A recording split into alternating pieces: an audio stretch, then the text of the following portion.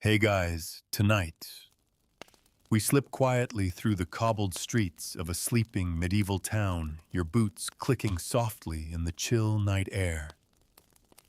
The sky is a smear of indigo, the moon hidden behind a blanket of drifting cloud, and every breath you take curls like pale smoke in front of your lips. In the distance, a warm, golden flicker dances between the slats of wooden shutters. That's your destination. The Tavern, a place where the air will smell like roasted meat, damp wool, and spilt ale. A place where voices will rumble, low mugs will clink, and a burst of laughter might roll out into the cold like a stray dog looking for a home.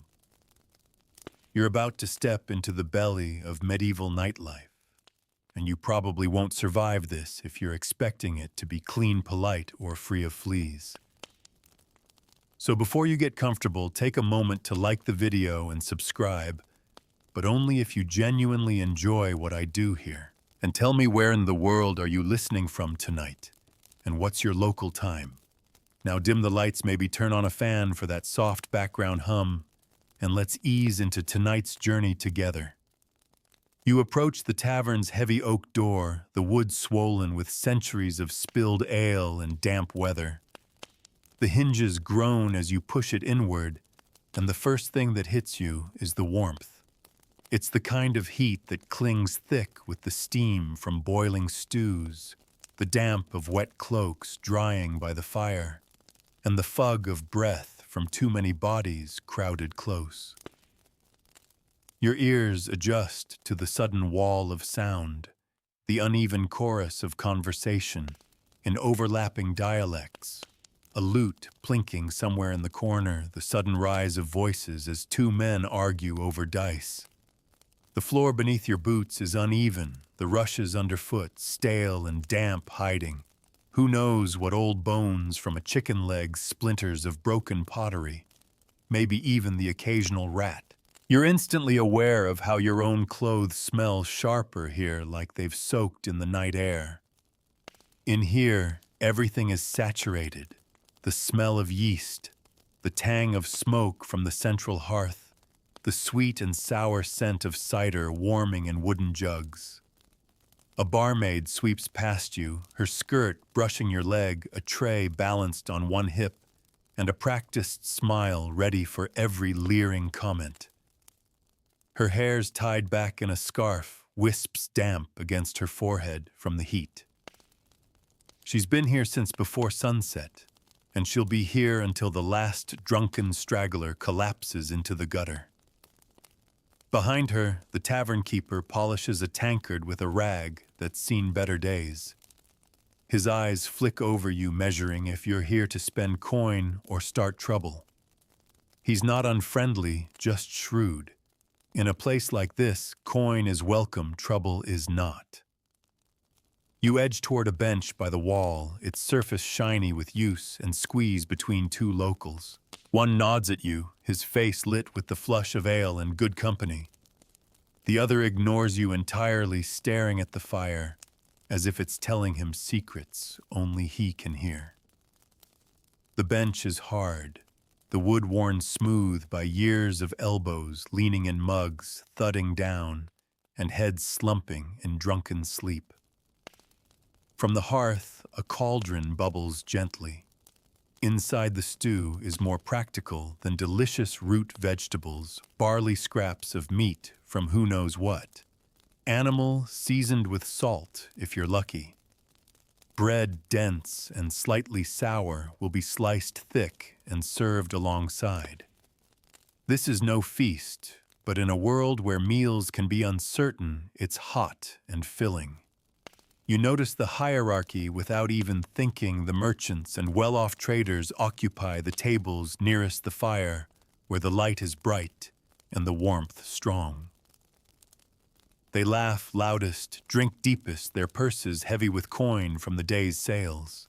Closer to the door sit the laborers still in their work clothes, the mud on their boots drying into cracked maps.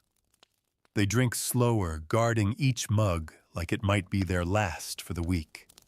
The serving girls weave between them, all collecting empty cups, dodging grasping hands, and never quite stopping for anyone unless there's coin in sight. It's a performance, a delicate balance of flirtation, brisk efficiency, and a spine of iron that keeps the place from dissolving into chaos. Somewhere near the back, a man with a battered hat strums that lute you heard earlier. His voice is thin but steady, telling tales of distant wars and lost loves. Every now and then someone tosses him a coin, though just as often it's a chunk of bread or the last gulp of ale from a mug. Entertainment here is paid for in whatever's at hand. The air is alive with motion. A dog noses its way under the tables hoping for scraps. A boy too young to be drinking, but old enough to work hurries past, carrying a stack of firewood to the hearth. Two men shake hands over a deal struck in murmured conversation, while another spits into the rushes, punctuating a joke that sends his friends into hoarse laughter. And you, quiet, watchful, are soaking it in. This is no staged reenactment or romanticized painting. This is the medieval tavern in all its sweat-slick, smoky, chaotic truth. You'll taste the grit in your teeth before the night is over. But you're not leaving yet. The night is young, the ale is flowing, and every shadow in the rafters promises another story waiting to be overheard. You let your eyes wander upward, tracing the thick beams that crisscross the low ceiling. They're blackened with years, no centuries of smoke layered, until the very wood seems made of shadow. From some hang herbs tied in bundles, rosemary, sage, perhaps a sprig of juniper. They aren't for decoration. In a place like this, every scrap has a purpose.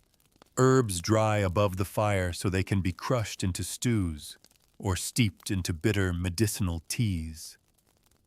A rack of pewter mugs gleams faintly in the firelight, each one slightly dented from years of being slammed onto tables.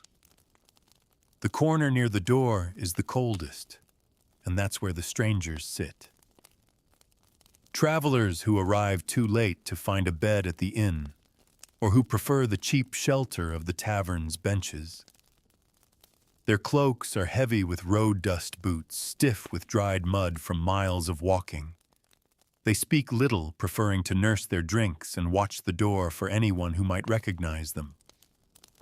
You wonder how many are truly passing through, and how many are hiding from someone or something. Behind you, a burst of voices rises sudden and sharp. A dice game has gone wrong. One man swears loudly, pounding the table with a fist the size of a ham, while the other leans back his chair, teetering on two legs, smirking with the confidence of someone who knows he's won. The tavern keeper doesn't even look up from polishing a mug. He's seen worse. And besides, there's a quiet sort of justice here. Debts are settled in coin if possible, in fists if not. You learn quickly not to draw attention unless you can back it up. You turn back toward the hearth. The lute player is trying to lift the mood with a bawdy tune now, one that draws a few knowing chuckles from the older patrons. A woman near the fire hums along as she ladles stew into wooden bowls.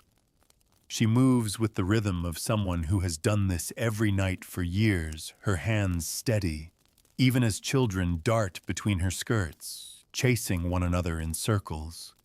The smell of the stew has thickened rich with the fattier cuts of meat that have broken down into soft threads. Someone tears a loaf of bread and half steam curling out from the crust. You're offered a bowl, thick, rough pottery that warms your hands instantly. The first sip is earthy tasting of barley and onion, with the occasional pop of peppercorn heat. It's not refined, but it fills you from the inside out, each mouthful a small anchor against the creeping cold outside. On the far wall, a man in a faded red cloak is quietly carving something into the table with a small knife. The light catches the movement of his hand, slow and deliberate. When you glance closer, you see initials, crude symbols, and dates etched into the wood all over little ghosts of past visitors who wanted to leave proof they'd been here.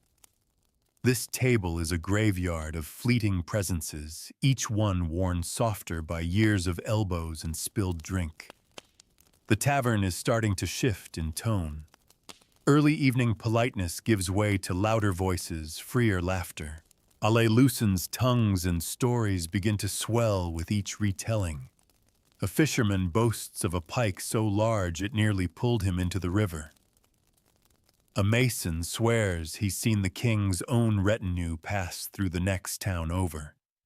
Even if half of it is lies, nobody minds. A good lie told well is worth more than dull truth in a place like this. One of the serving girls sets a small clay jug down on your table. The cider inside is cloudy and faintly sweet with a yeasty edge that reminds you it's fresh from the barrel. You sip it slowly, letting the taste spread across your tongue. The warmth in your chest isn't just from the drink, it's from the sense that you're part of the room now. People glance at you less suspiciously, nodding and greeting rather than staring outright. From somewhere behind the counter, the tavern keeper produces a strange-looking vessel, a squat, pewter tankard with a lid that snaps shut. He fills it to the brim before sliding it down the bar to a man with a face like weathered leather. You realize it's a traveler's mug meant to keep the drink from sloshing out as he carries it away.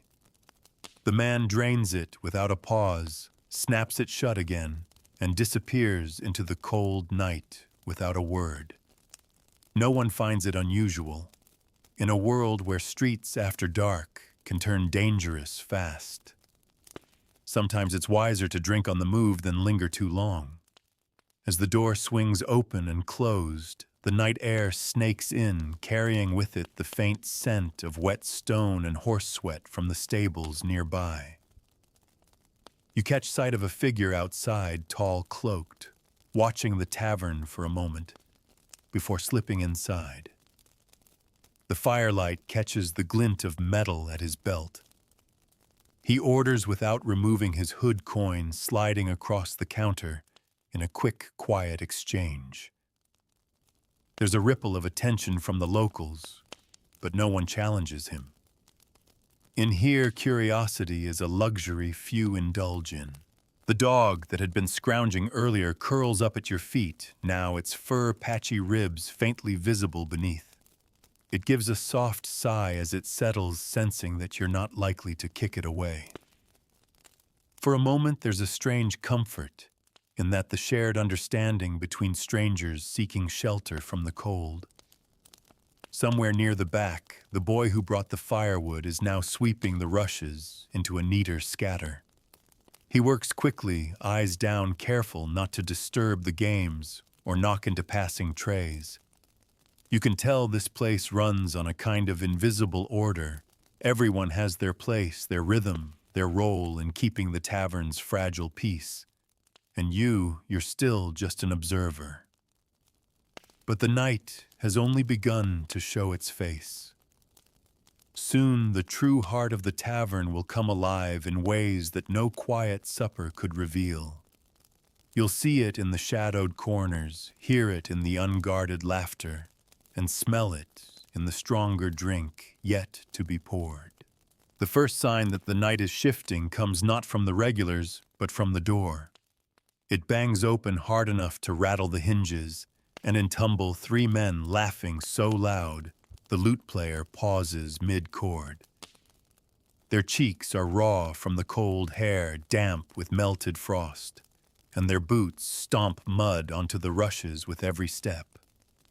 They're already deep into their cups, their words slurring into each other, and their presence is like a stone dropped into still water. Ripples of attention spread through the room. One of them heads straight to the hearth, shoving aside a stool, to claim the warmth, while another makes a great show of pulling a heavy purse from his belt. The coins jingle loud enough for half the tavern to hear, and he tosses them onto the counter as if to announce, "We'll drink until it's gone." The tavern keeper doesn't flinch. He knows the type loud now broke by dawn.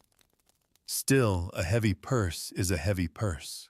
The barmaid arrives with a jug so large you're not sure it could be lifted one-handed if it were full.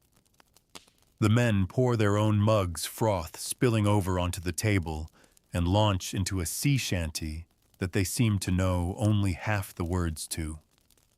Others join in banging their cups on the wood to keep rhythm until the whole room is vibrating with sound. It's a strange, infectious joy, the kind that makes you forget for a moment about the damp air, the sticky floor, or the fact that you're drinking from a mug that's probably never seen boiling water. You glance toward the corner where the travelers had been sitting earlier. One is gone. The other sits with his hood still up, staring into his drink. He's unmoved by the noise, almost as if it passes right through him. There's a stillness about him that feels deliberate, and you find yourself wondering whether he's measuring the crowd for danger or simply waiting for someone who hasn't arrived yet. The heat in the room has risen, fed by the crush of bodies and the fire's steady roar. Smoke clings low in the rafters, blurring the edges of the candlelight. Shadows sway across the walls, cast by the restless flicker of the flames. You catch sight of the carving man again, his knife now tucked away, his eyes half closed, as if he's drifting somewhere between listening and remembering. The stew pot is finally lifted from the fire, set on a wooden trivet to cool. Its surface shimmers with a thin layer of fat, and the smell makes your stomach remind you just how long it's been since you last ate. More bowls are passed out, but the drink is now flowing faster than the food. Tankards are refilled before they're emptied, and the barmaid moves with a kind of practiced ballet balancing trays above the heads of men who barely notice her passing. In the middle of the room, a small crowd gathers around the dice game again. The earlier tension has turned into outright competition, each roll of the dice punctuated by cheers or groans. You edge close enough to see the coins stacked in neat little piles at the center. Copper for the cautious, silver for the bold. A man with a scar running from his ear to his jaw scoops up a pile of winnings, his grin wide enough to show a missing tooth. He winks at you as if to say, "That's how it's done," before turning back to the table for another throw. A new voice joins the lute player, a woman with a voice like honey, low and warm. She's not young, but her presence is magnetic. She leans against the wall as she sings, eyes half-lidded, lips curved in a smile that suggests she knows exactly the effect she's having. The song isn't bawdy, but it carries the weight of longing, and for a few moments the dice game quiets, the boasting softens, and the whole tavern leans in to listen. When the song ends, the applause is loud and sincere, though quickly drowned by the return of laughter and clinking mugs. The woman collects a few coins, a hunk of bread, and a splash of ale from grateful patrons, then retreats to a seat near the fire. She tucks her feet under her skirt and watches the room with sharp, knowing eyes. You notice now that the tavern has developed invisible borders. The merchants still guard their warm seats, though their conversation has loosened into easy laughter. The laborers lean back in their chairs, mugs dangling from fingers, content to watch the louder patrons burn through their coin. The travelers keep to the edges, while the performers drift between worlds, part of the tavern, but never anchored to one group. Near your bench, the patched fur dog has been replaced by a lean cat, its eyes like two polished coins in the dim light. It weaves between legs with calculated grace, tail flicking, when a hand reaches down to pet it. It pauses beside you, sniffs your hand, then decides you're uninteresting and moves on. Somewhere outside, a horse whinnies, the sound muffled by the thick walls. The door opens briefly, and a gust of cold air sweeps through, carrying with it the damp, earthy smell of the street. It's enough to make you shiver even here in the heat. The door closes again, and the tavern folds back into itself, the outside world once more shut away. The men who came in singing are now deep in a drinking contest with two locals. Cups are drained in single gulps, slammed down on the table to shouts of approval. A small pile of coins grows beside the mugs, wagers on who will outlast the other. The tavern keeper watches from behind the bar, expression unreadable. He knows this could end in laughter or in blood, and he'll be ready for either. You take another slow sip of cider, letting it rest on your tongue before swallowing. The heat from the fire, the weight of the drink, and the swirl of sound around you create a strange, drowsy haze. But you know better than to let your guard drop entirely. In a medieval tavern, the night can turn on a single careless word, and you'd rather not be the reason it does. For now, though, you're safe. You're warm, and the heart of the tavern is still beating strong. The change begins subtly, the way a shadow lengthens without you noticing.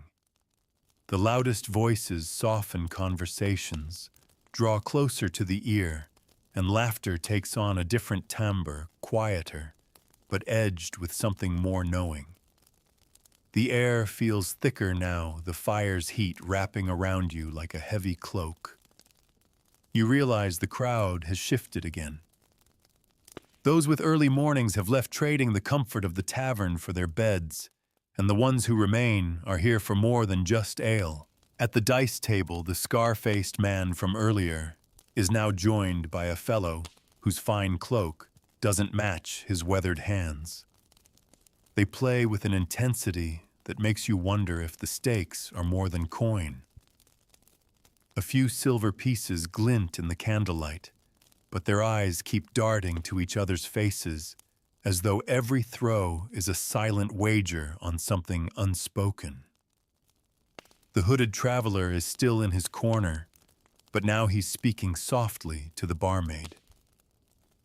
You can't hear the words, but the way she leans, in one hand resting on the table, the other curled protectively around the handle of her tray, suggests this is not idle chatter.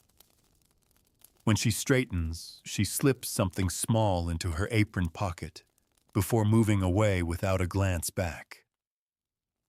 The traveler doesn't move either, but you sense a current between them, some exchange that will matter later. A pair of men at the far end of the bar trade what looks like a folded scrap of parchment between them.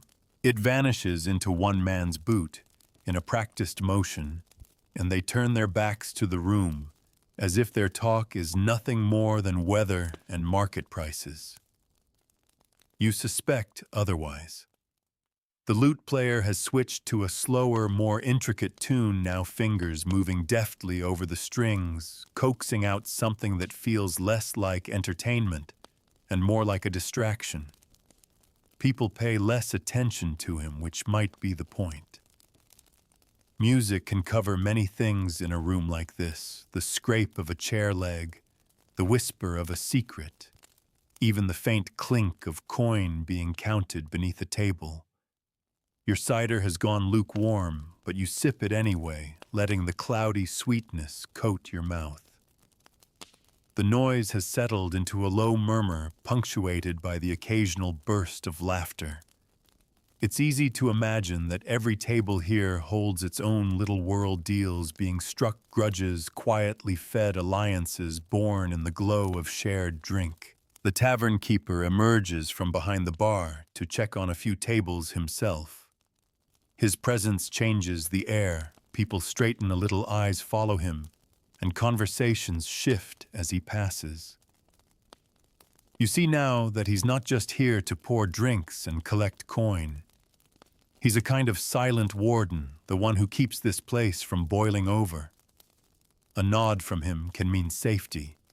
His disapproval might mean finding yourself on the wrong side of the door, or worse. In the shadowed space between the bar and the back wall, a small doorway stands half hidden behind a hanging cloth. You hadn't noticed it before, but now you catch the movement of someone slipping through the fabric, falling closed behind them. It's not marked, and no one pays it obvious attention, but you can't shake the feeling it leads somewhere more private. Perhaps rooms for rent. Perhaps meetings that prefer not to be witnessed. A serving girl sets down a new pitcher of ale at your table, her eyes flicking toward the corner where the hooded man still sits. She says nothing, just moves on, but the glance carries weight.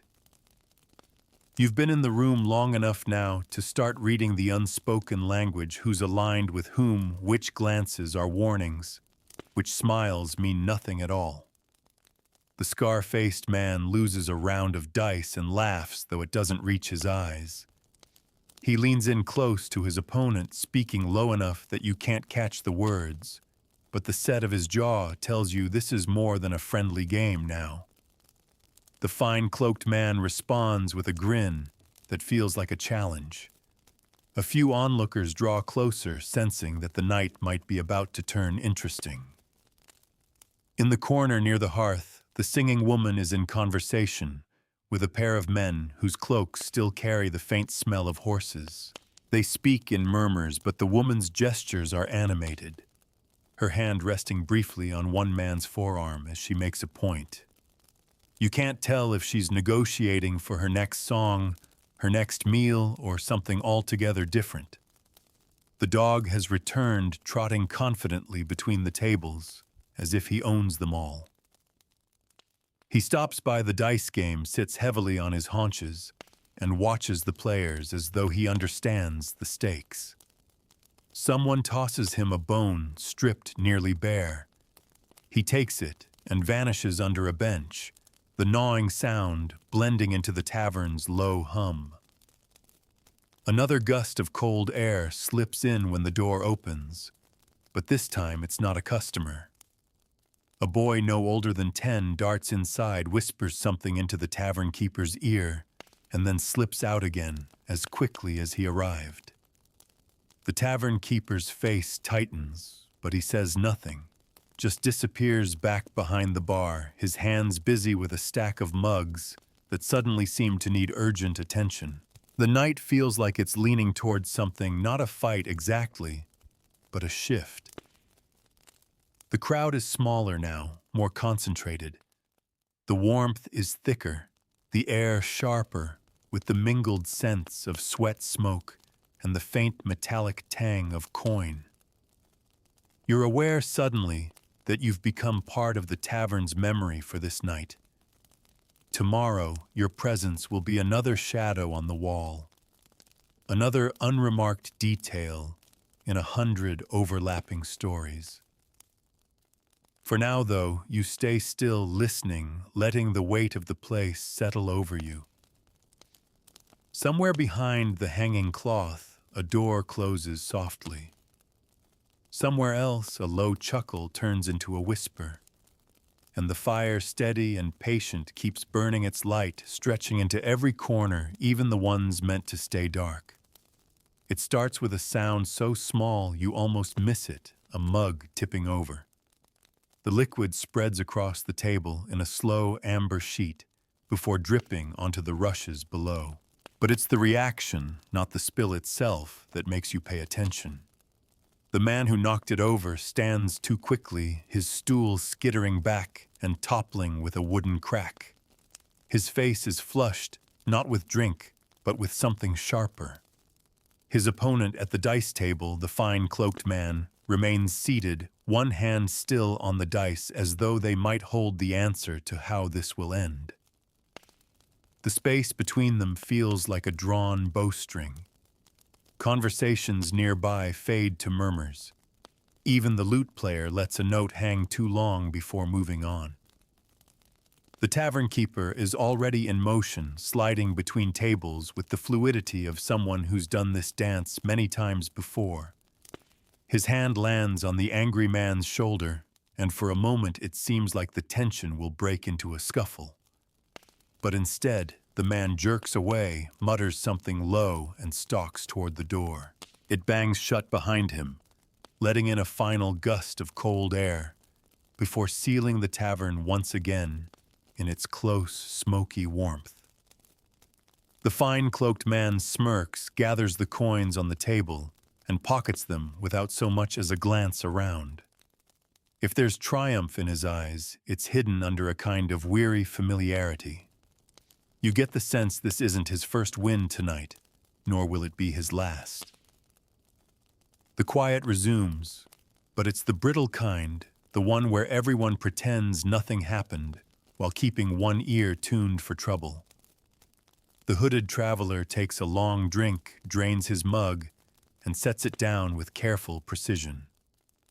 Then, without looking toward the barmaid, he taps the rim twice with a knuckle. A moment later, she appears with another full mug. No words, no coin exchanged in view. The carved table man has produced a small pouch from his belt and is carefully shaking something into his palm, small glinting pieces that catch the firelight. He turns them over with his thumb lost in thought before tucking them away again. A merchant at a nearby table notices but says nothing.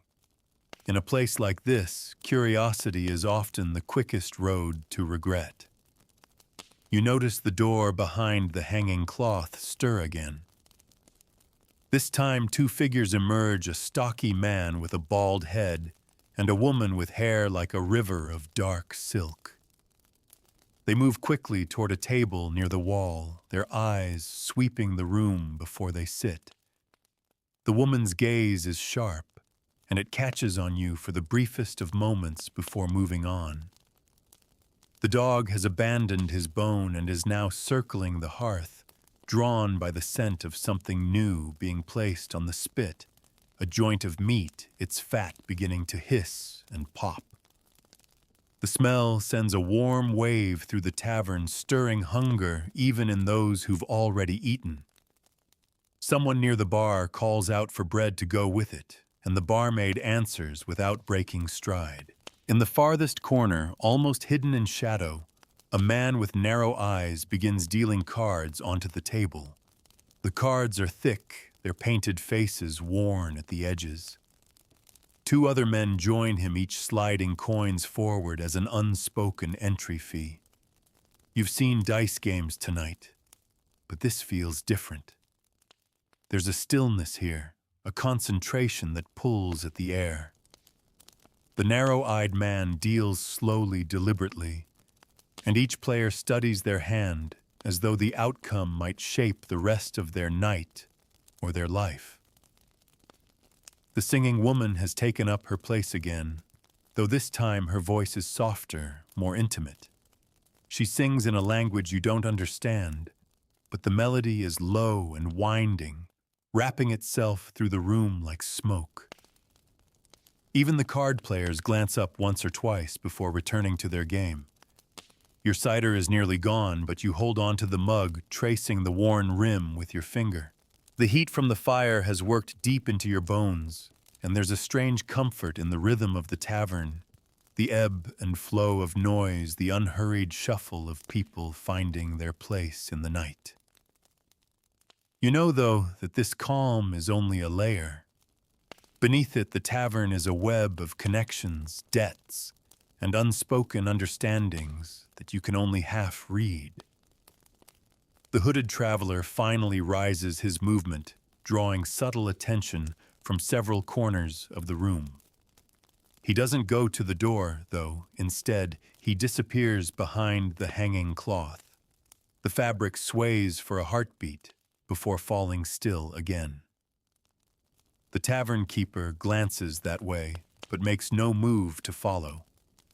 The joint of meat on the spit is nearly ready now. The smell is mouth-watering, rich and heavy, mingling with the scent of ale and smoke. The dog sits closest to it, gaze fixed as if sheer willpower might earn him a scrap. Laughter rises again in pockets smaller, more contained than earlier, but genuine enough. Outside, the wind shifts. You can hear it pressing against the walls, rattling the shutters in their frames. Somewhere down the street, a voice calls out the sound, muffled and quickly lost. In here, though, the world has shrunk to the size of the tavern, its edges defined by firelight and the occasional creak of timber underfoot. You know the night still holds more. Cards will be played, songs sung, quiet deals struck in corners no one will admit to noticing. And you're just close enough to see it all without being drawn in. For now. The tavern has settled into its midnight shape. Those who remain are not simply drinking to pass the time, they are here with purpose. The air is heavier now, the kind of warmth that seeps into your clothes and clings to your skin long after you leave. Every sound feels closer, more intimate, as though the room itself has leaned in to listen. The hanging cloth stirs again. From behind it emerges the hooded traveler, the same one who had been a silent shadow for most of the night.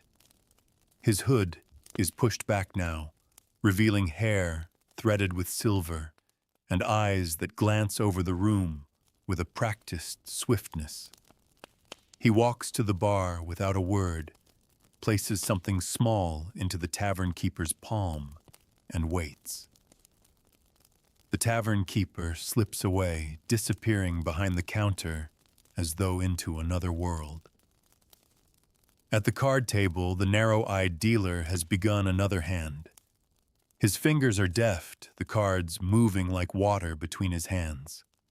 One player's face is a mask of focus. The other chews his lip until it's nearly bloodied. The coins in the center grow slowly, the clink of metal sounding louder in the hush than it should. When one man folds, pushing his cards forward, the dealer's eyes lift not to the table but to the room, as if checking to see who might be watching. Near the fire, the joint of meat is finely carved. Thick slices, juices spilling onto the wooden platter are passed around. Bread follows dense, dark, and steaming from the oven.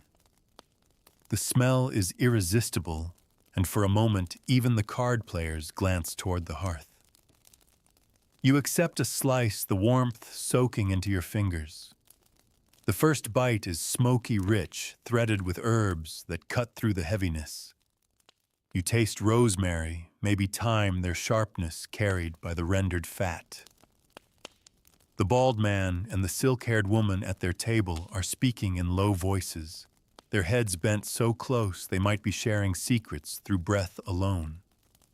Occasionally, one will glance toward the door, as though expecting it to open any moment.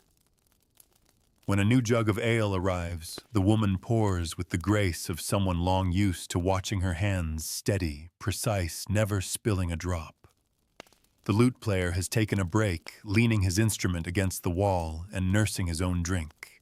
Without his music, the tavern's other sounds sharpen the shuffle of boots on the rushes, the soft murmur of dice rolling in some far corner, the creak of a bench as someone shifts their weight.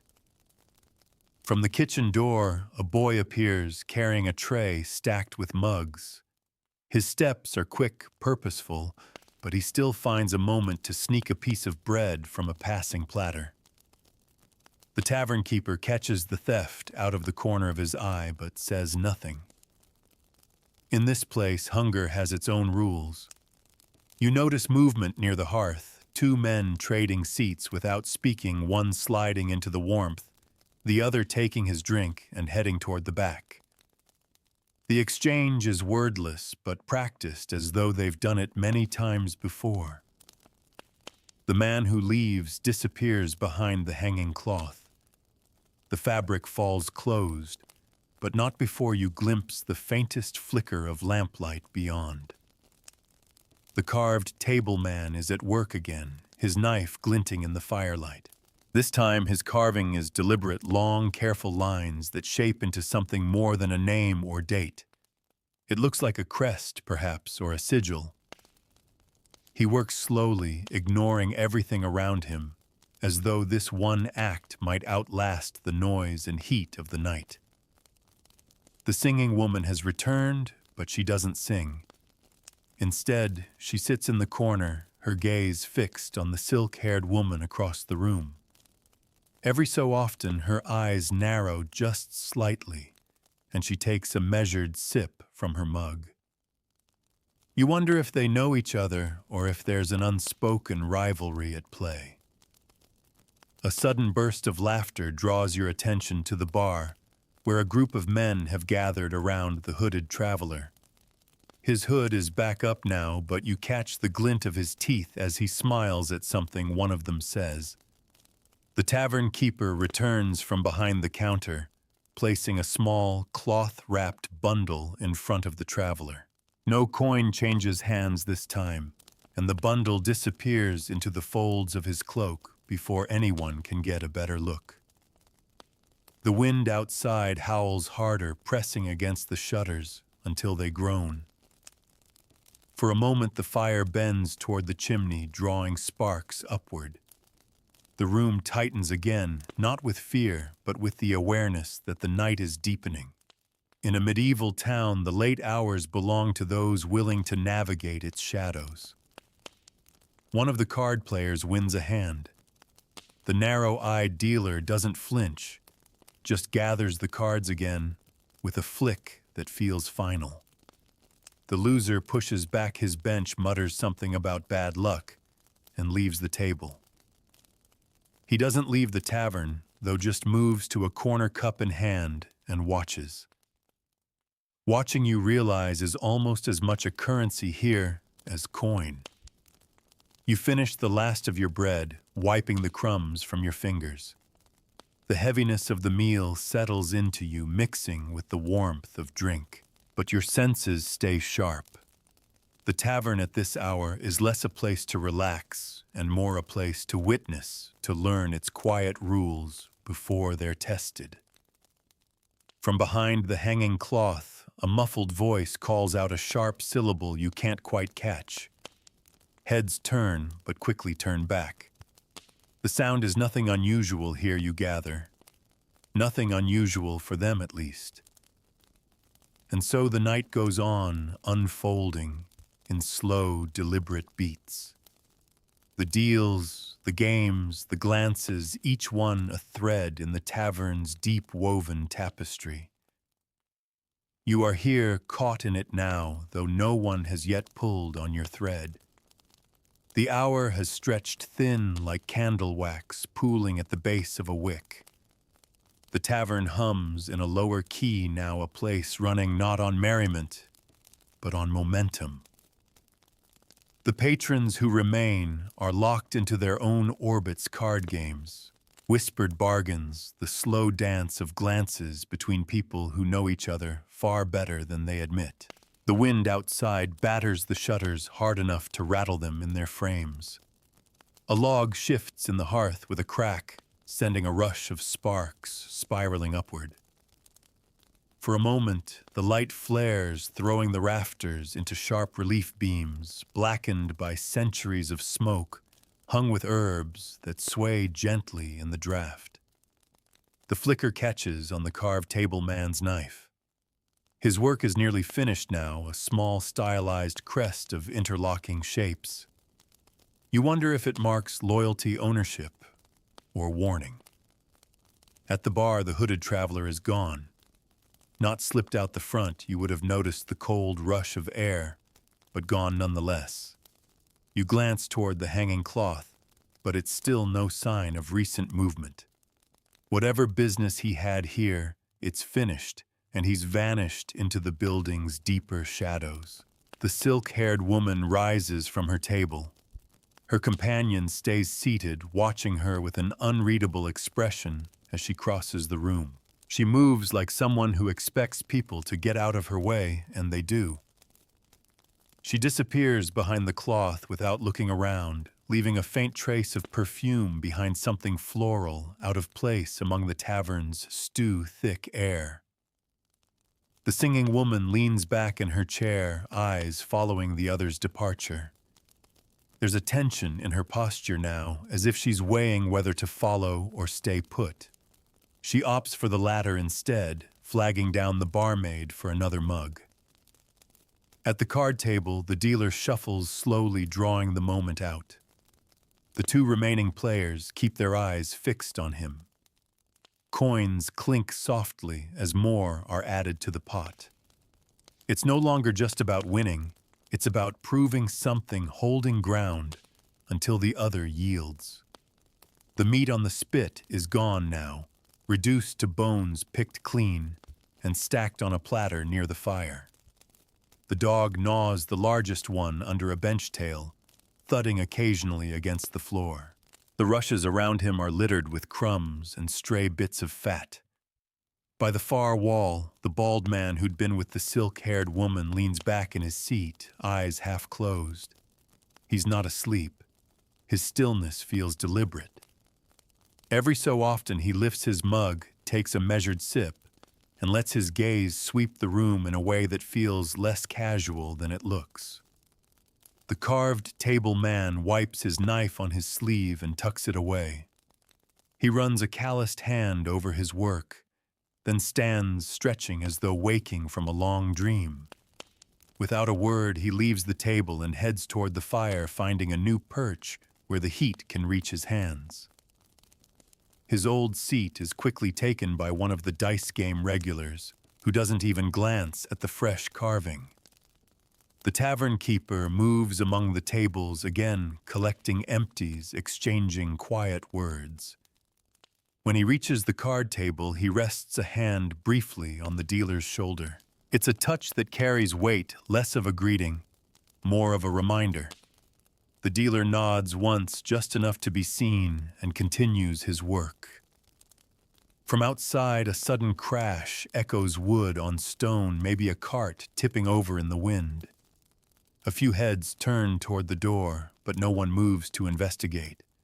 The tavern is its own island now, the world beyond its walls, nothing more than a distant rumor. The singing woman finally rises. She doesn't go toward the cloth, but toward the fire, settling on a stool a few feet from the carved table man. She greets him softly, and he answers with the smallest of nods.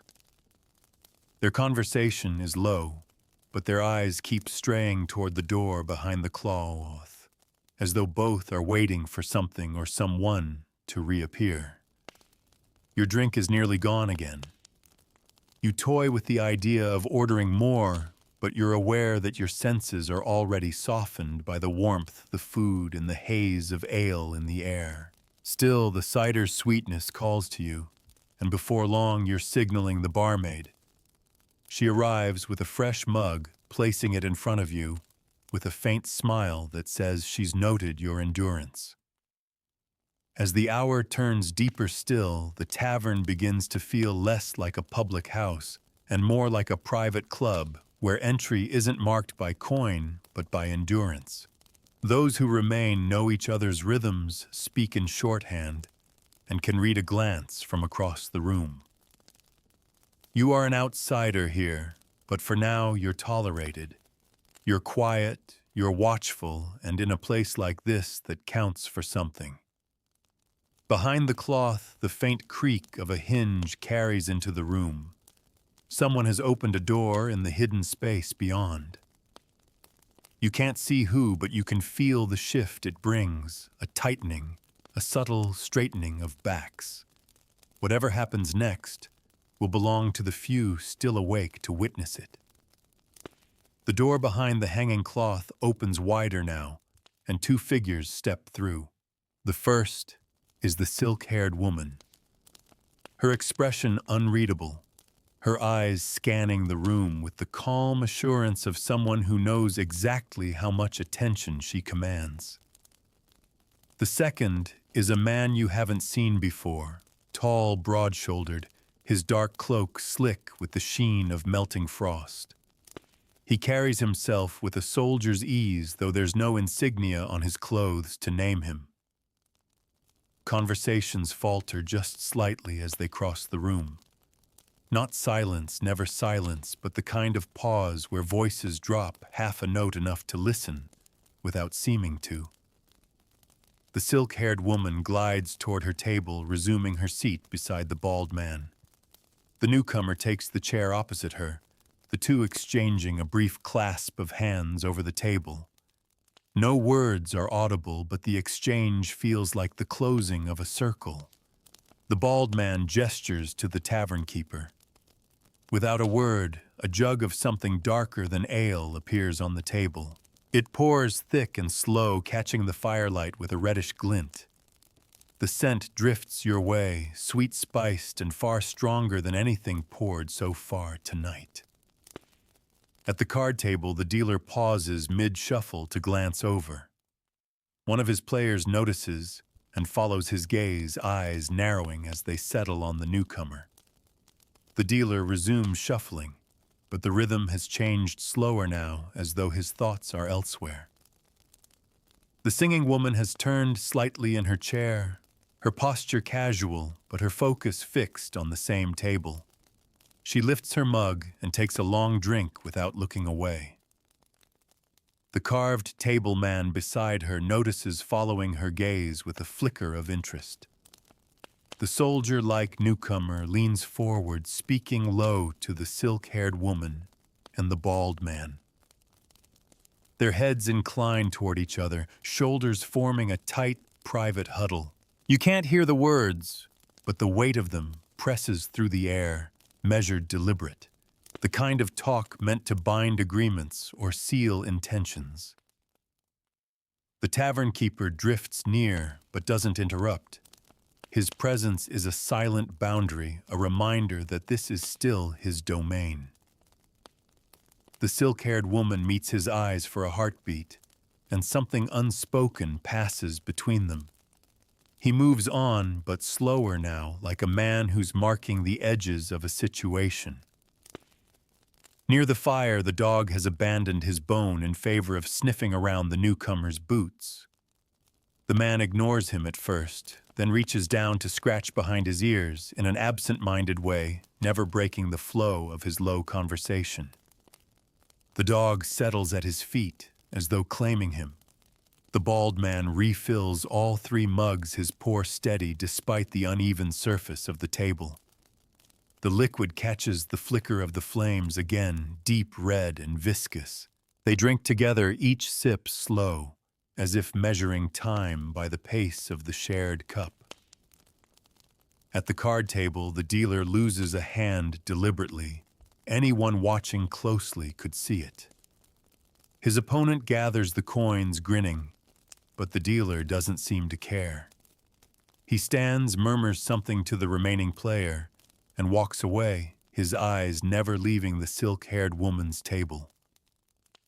The singing woman leans toward the carved table man, now whispering something that makes his jaw tighten. He glances toward the silk-haired woman, then back at her, as if weighing whether to get involved. Whatever he decides, he stays seated for now.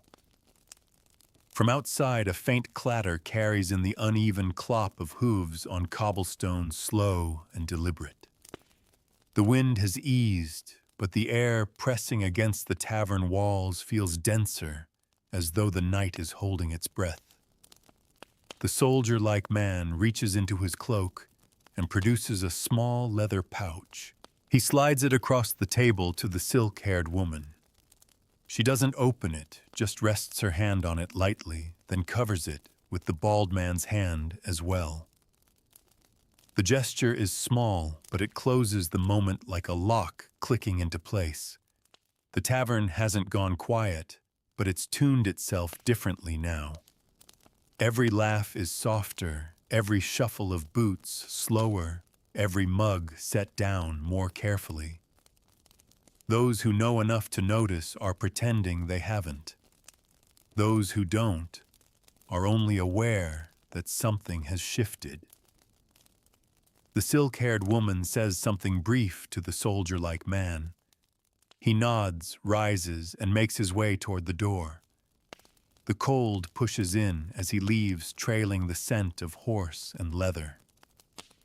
The dog, faithful in his choice, follows him out without a backward glance. The door closes, and the tavern exhales. The silk-haired woman lifts her mug again, her eyes half-lidded as she drinks, while the bald man leans back in his chair, gaze sweeping the room like a man checking the lay of his land.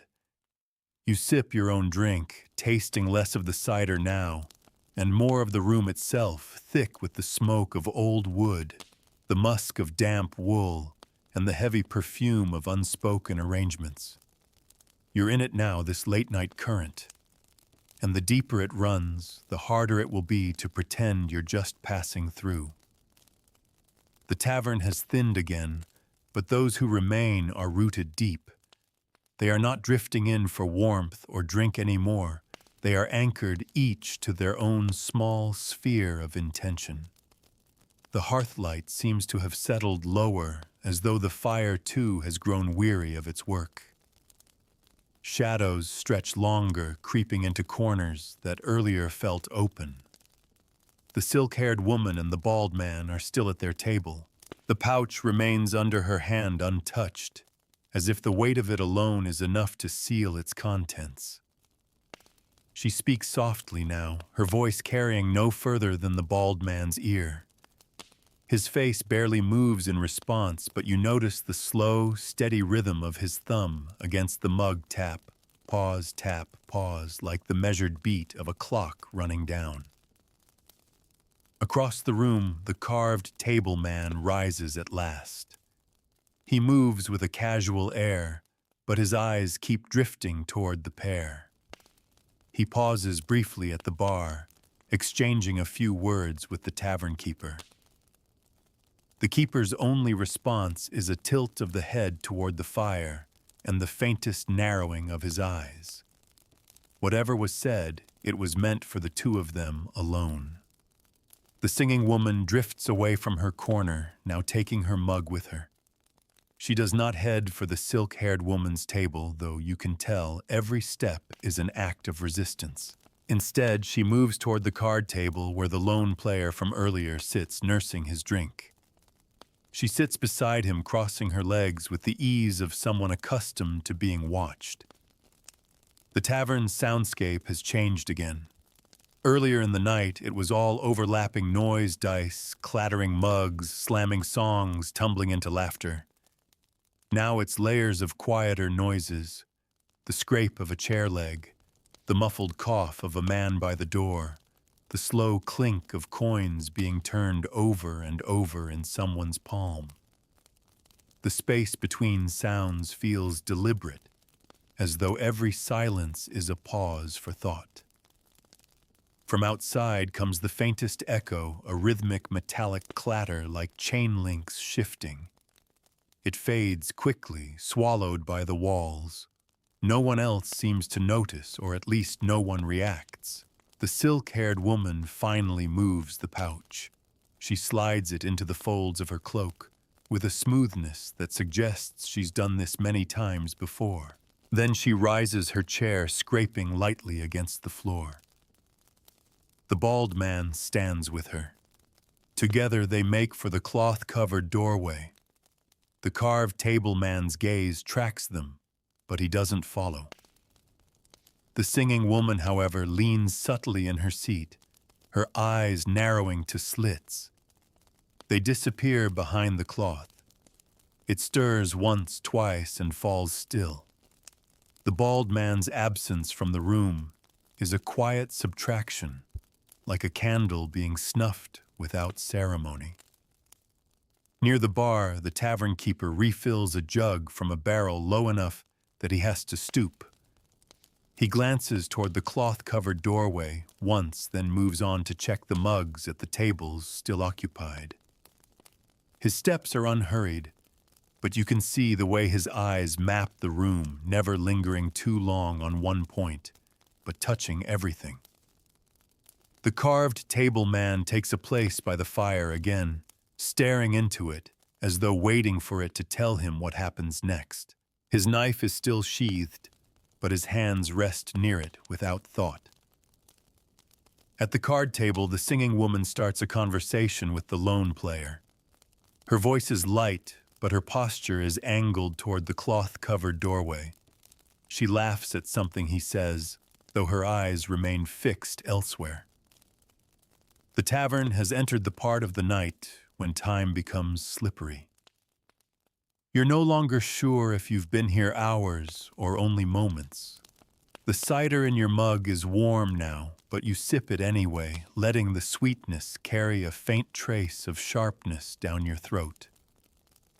The door opens just a crack, letting in a whisper of cold that raises the hairs on your arms. No one comes in, no one goes out. It closes again as softly as it opened. Behind the cloth, there's a sound, a muffled thud heavy enough to travel through the floor. It lasts only a moment, then is gone. The conversations in the tavern continue as though nothing happened, but you can feel the subtle ripple it sends through the air. A few heads lift, then drop again. The carved table man exhales slowly, his gaze steady on the fire. The singing woman takes a longer sip from her mug, her eyes sharp and unblinking. The tavern keeper polishes a mug with slow, deliberate turns of his wrist, his attention fixed nowhere and everywhere at once. The night is nearing its hinge point, the moment when it could either ebb quietly toward morning or break open into something none of its patrons will forget. You realize you're leaning forward slightly, as if you too are waiting for whatever will come through that cloth next. The cloth finally stirs, not with the quiet, deliberate push of someone slipping through unnoticed, but with a sudden, purposeful sweep. The silk-haired woman emerges first, her face still composed, but her eyes sharper than before, polished steel rather than silk. The bald man follows close behind his jaw, set his gaze scanning the tavern like a man taking stock of a battlefield. Every subtle conversation in the room seems to stall for half a heartbeat. It's not silence, just a shared pause, a collective intake of air. The silk-haired woman doesn't go back to her old table. Instead, she walks straight toward the bar, the bald man matching her step for step. She sets a single coin on the counter, the kind that glints differently from copper or silver, heavier in its presence than its size should allow. The tavern keeper studies it, then looks up at her. Whatever passes between their eyes is invisible to everyone else but heavy enough to leave a mark in the air. He takes the coin without a word, slips it into his apron pocket, and turns away to draw them a jug of the strong red drink. At the fire, the carved table man's gaze locks on them. He doesn't move, but his grip on his knee tightens, fingertips pale in the flicker of the flames.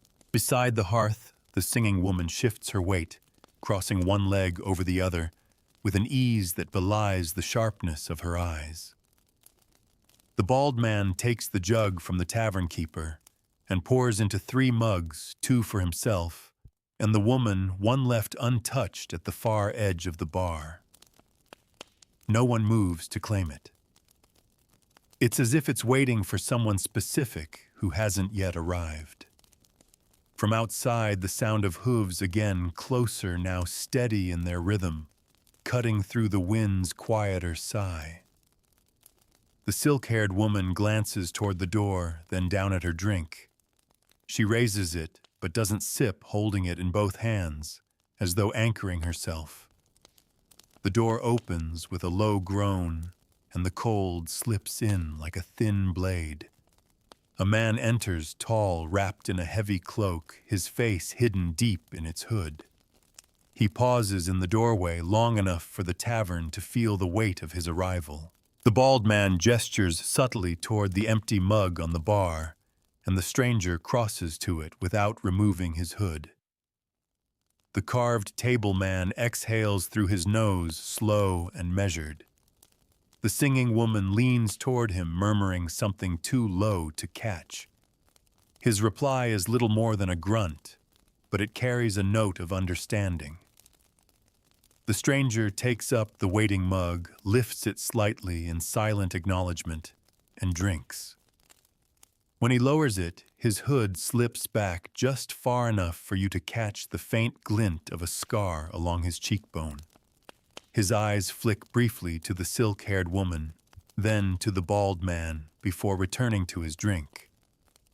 The tavern's heat feels thicker now, less from the fire and more from the tension threaded through the air. Conversations resume, but they're quieter, careful not to intrude. The card player from earlier pushes back his bench and leaves the table altogether, retreating to a shadowed seat near the door, where he can watch without being watched in return. The tavern keeper moves behind the bar with the deliberate pace of a man who knows better than to hurry in moments like this. He keeps his hands busy with mugs, but his eyes track the trio at the bar, reading the rhythm of their body language like a clockmaker reading gears. Near the hearth, the dog has returned, curling into a tight ball, as though even he can sense that this is not the time for wandering. His ears twitch at the smallest shift of boots on the floor. The silk-haired woman finally drinks, her gaze steady over the rim of her mug. The bald man follows suit, then sets his cup down with a quiet but decisive thud.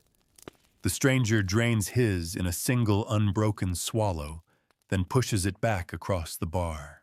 Behind the cloth, the faint murmur of movement continues, a reminder that whatever business lives back there is still unfolding.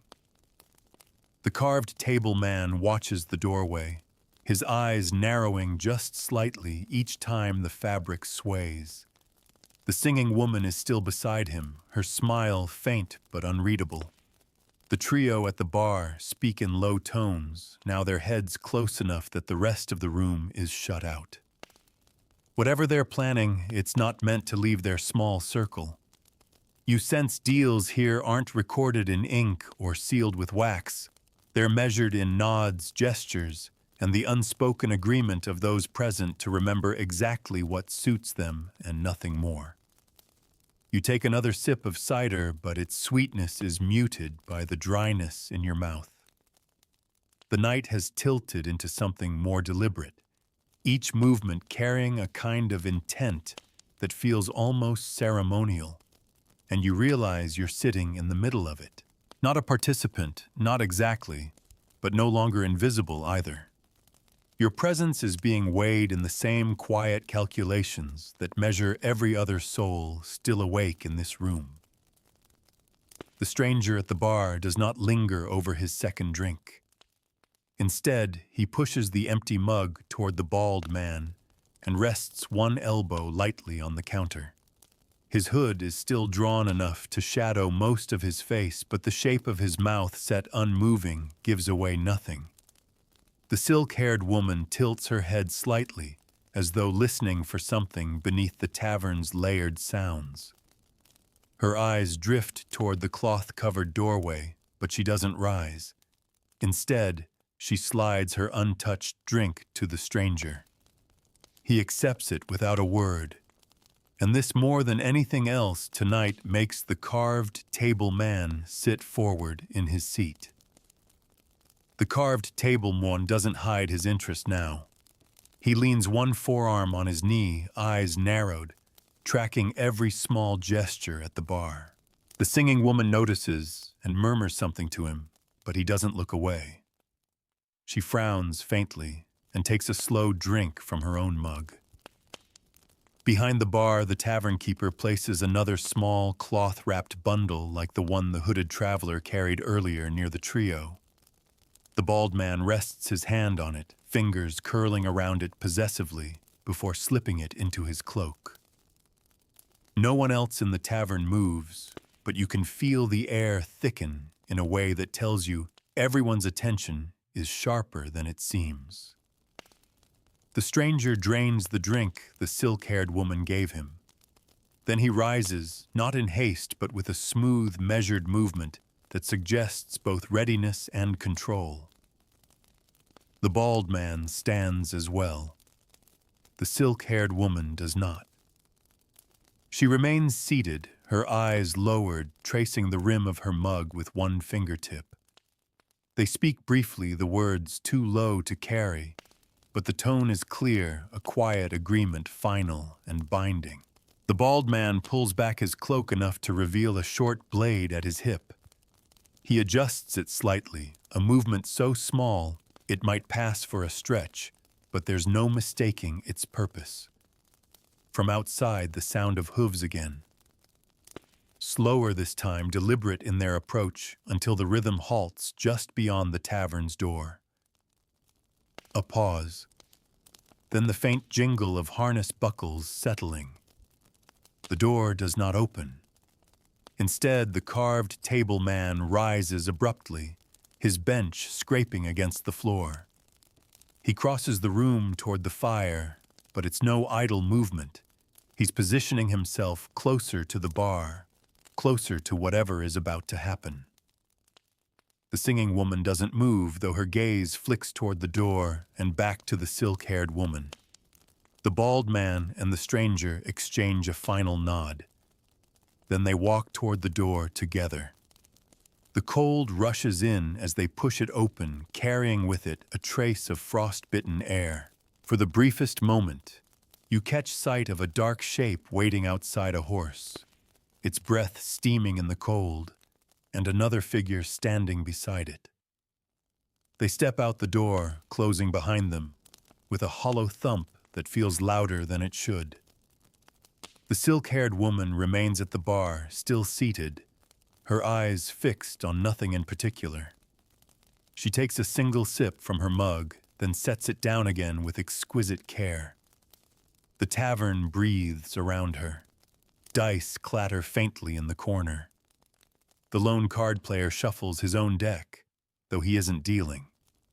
The dog pads back in from somewhere unseen, shaking off the cold, and curling by the fire as if nothing unusual has passed. The tavern keeper's gaze meets the silk-haired woman's for a moment, then slides past her to the cloth-covered doorway. He moves toward it slowly, as though he's considering whether to step through. He doesn't. Instead, he returns to the bar and resumes polishing mugs with that same slow, deliberate rhythm. The carved table man takes a seat 2 places down from the woman, close enough to speak without raising his voice, but he doesn't speak yet. He studies her profile like a mom reading a map for paths only he can see. And you, still holding your drink, are aware that whatever game was being played here tonight hasn't ended. It's simply shifted somewhere just out of sight. The tavern door stays shut, but the cold outside seems to press against it harder with every heartbeat. Somewhere beyond the walls, muffled voices rise and fall low, urgent but too indistinct to make out. The silk-haired woman remains still at the bar, her fingertips resting lightly on the base of her mug, the way one might keep a hand on a tether to something just out of sight. The carved table man finally leans toward her. His words are soft, meant only for her, but his voice has an edge, a knife wrapped in cloth. She doesn't turn to look at him. She answers with a single sentence spoken flat, and he leans back slowly, as though filing away what she's just told him. The singing woman watches them both, her eyes hooded. She swirls the dregs in her mug, then drains it in one swallow. Without a word, she rises and crosses to the bar, setting her empty mug directly between the silk-haired woman and the carved table man. It's a move too deliberate to be about thirst. The tavern keeper notes the empty mug, but doesn't reach for the jug immediately. Instead, his gaze flicks toward the door, then to the cloth-covered archway at the back. The cloth stirs once, not as though someone's passing through, but as if a draft has found its way from behind it. The lone card player has abandoned his pretense of play. His deck lies idle on the table, his attention fixed on the front door. His foot taps under the table, quick and uneven, betraying an impatience he's trying to keep hidden. Then a sound. A sharp knock, not at the front door, but somewhere along the side wall of the building. It's so distinct that half the heads in the room turn toward it. The knock comes again, 2 quick raps, then silence. The carved table man's eyes sharpen. He looks to the tavern keeper who is already moving toward the sound. But instead of investigating, the keeper takes a narrow, unlit lantern from a shelf behind the bar and sets it down in the open. He doesn't light it. He doesn't need to. Whatever that gesture means, it's understood by more than one person here. The silk-haired woman picks up her mug and finishes it in a single drink. Then she stands. She doesn't look toward the door. Instead, she moves toward the cloth-covered archway, the carved table man falling into step beside her without being invited.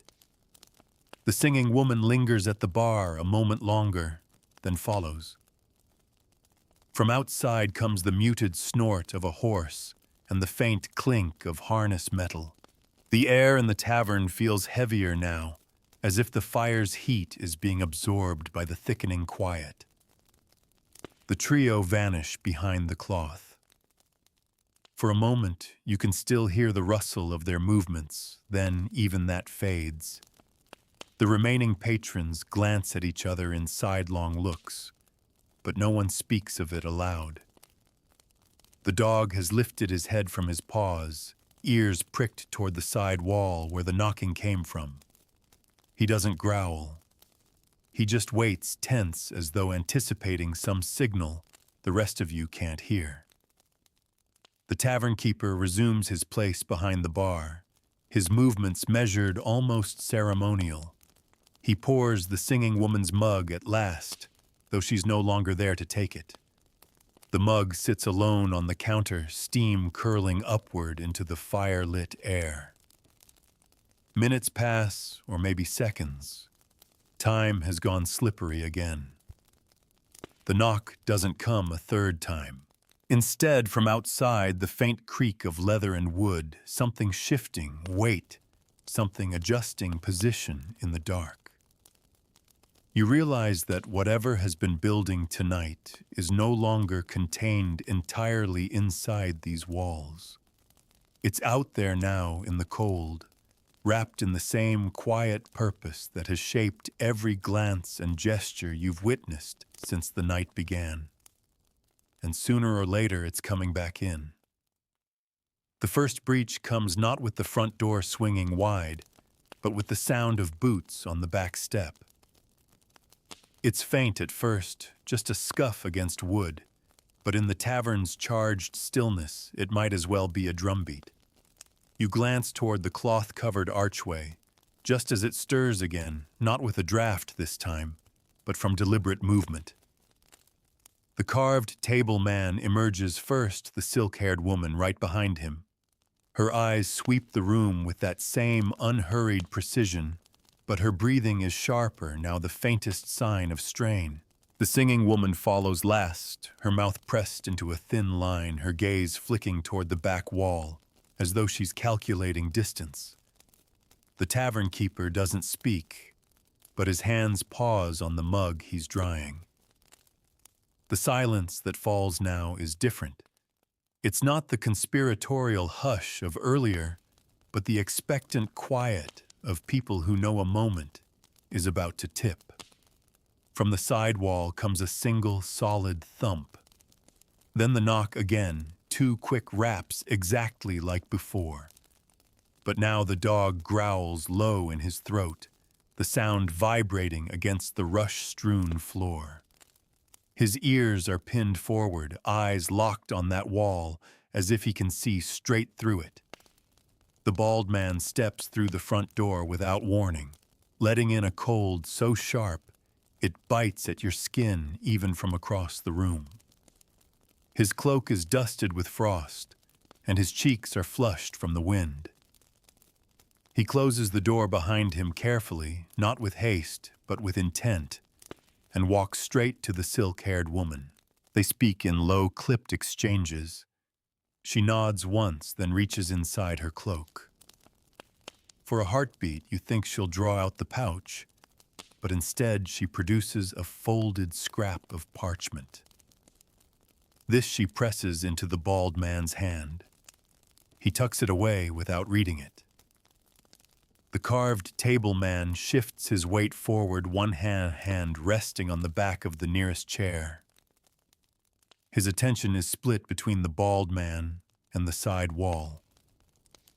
The singing woman stands still, mug in hand, but untouched, her gaze darting between the three of them. The side wall knocks again, this time louder, sharper. It's not a request anymore. It's a summons.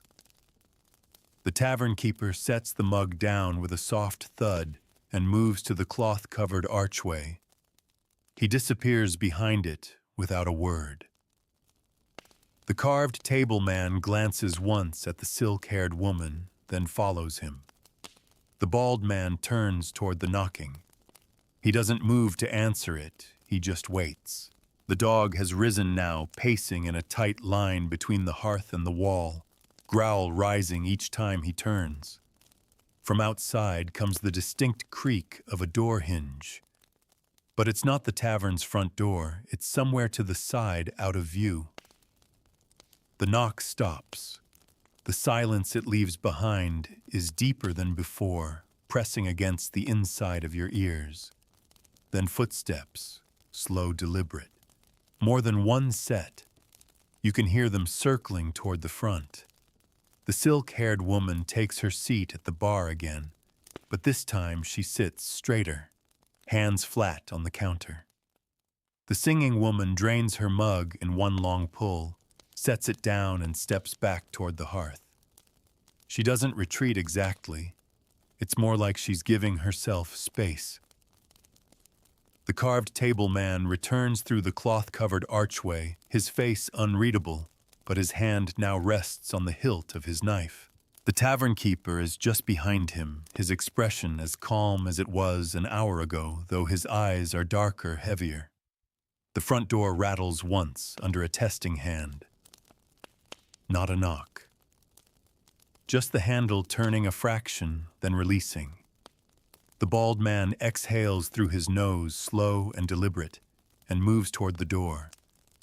He doesn't look back. He doesn't signal anyone. He just reaches for the latch. The moment he touches it, the dog stops growling. The fire pops in the hearth. And you realize that every person still awake in this tavern is holding their breath. The latch lifts with a clean, deliberate sound. The door opens, not with a violent shove, but with the kind of slow, careful push that feels more dangerous than a sudden entry. Cold air slides in, wrapping itself around ankles and chasing the warmth from the floor upward. Two figures stand in the threshold. The first is wrapped in a heavy, travel-stained cloak, its hood deep enough to shadow the face. The second is taller, broader, a presence that seems to fill the doorway without effort. Neither moves forward immediately. They simply stand, letting the firelight spill over them in thin streaks. The bald man steps back just far enough to give them room. His expression is unreadable, though his hand rests loosely at his side in a way that keeps his cloak edge from fully hiding the hilt beneath. The silk-haired woman does not rise from her seat at the bar, but her eyes find the newcomers and hold them. No greeting, no question, just recognition, as if they were expected all along. The tavern keeper doesn't move toward the door. He lingers behind the bar, his hands resting flat on the counter, eyes fixed on the pair in the entrance. The carved table man has taken 2 steps forward from the hearth, weight balanced lightly on the balls of his feet.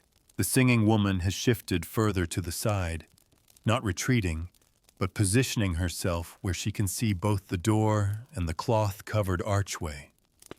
The taller newcomer takes the first step inside. Boots hit the rushes with a dull, deliberate thud. The cloak shifts as they move, revealing a faint gleam of metal at the hip, a dagger, perhaps, or something shorter. The hood stays down, face still hidden in shadow. The second figure follows, closing the door behind them, with a muted click that seals the cold outside. They move toward the bar slowly, neither rushing nor dawdling, eyes scanning the room in a measured sweep.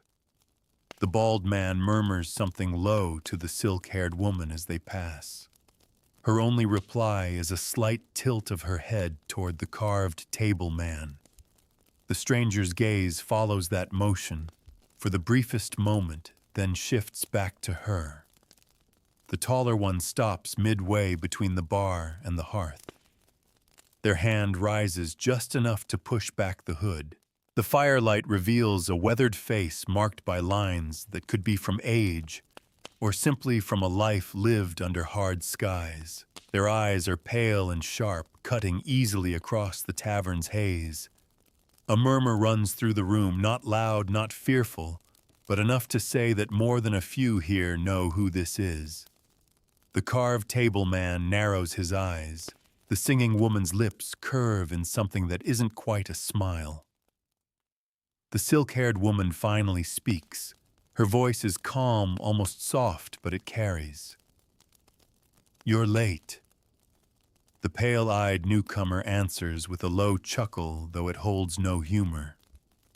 The roads are not as they were. The second cloaked figure steps forward, then drawing back their own hood. The face beneath is younger, though not young, scarred at the brow, jaw tight.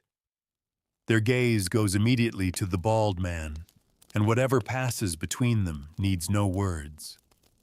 The tavern's heat feels different now, the kind that prickles the skin. Every movement is sharper, every sound.